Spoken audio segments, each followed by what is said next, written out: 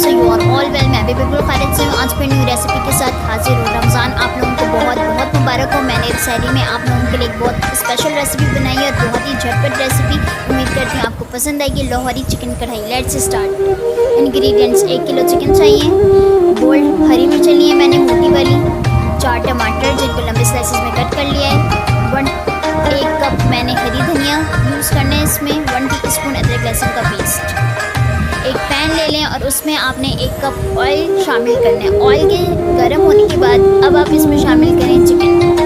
जब आप ऑयल में चिकन को शामिल कर रहे हो तो आपका flame medium to low flame होना चाहिए, क्योंकि जब ऑयल में आप चिकन को शामिल करते हैं तो आग लगने का भी खदशा होता है।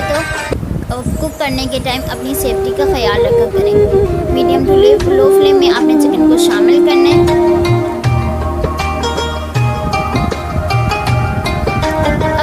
शामिल कर रही हूँ 1/2 टीस्पून सॉल्ट। आपने 2 मिनट चिकन को नमक में भूनना है। ये देखें इस तरह से। 1 टीस्पून मैंने अदरक लहसुन का पेस्ट शामिल किया है।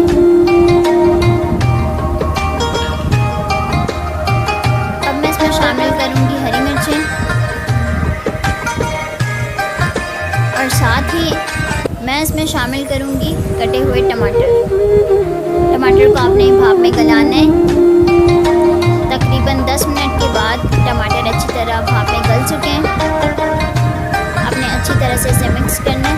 अब मैं इसमें शामिल कर रही हूँ 1 टीस्पून लाल मिर्च powder, 1 teaspoon korma masala powder and 1/2 teaspoon मैंने इसमें शामिल किया है ब्लैक पेपर। 1 टीस्पून धनिया पाउडर आप इसमें शामिल करें साथ ही, और अच्छी तरह से स्पाइसेस को मिक्स करें चिकन में। और उसके बाद आपने 1 कप दही अच्छी तरह फेंट कर चिकन में शामिल करना है।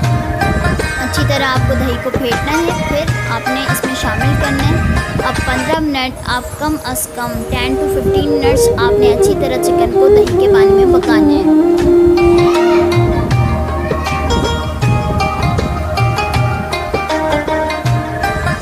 इसमें शामिल करूंगी 1 कप हरी धनिया,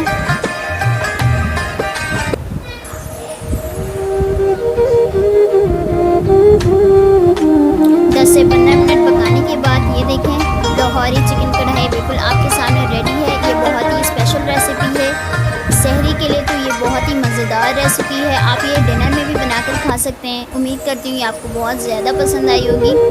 ये बहुत ही झटपट सी रेसिपी है, quick and easy with delicious recipe. It's only for you. I hope that you like it. Please like and subscribe my channel and also comment me how you like it my recipes. Allah Hafiz.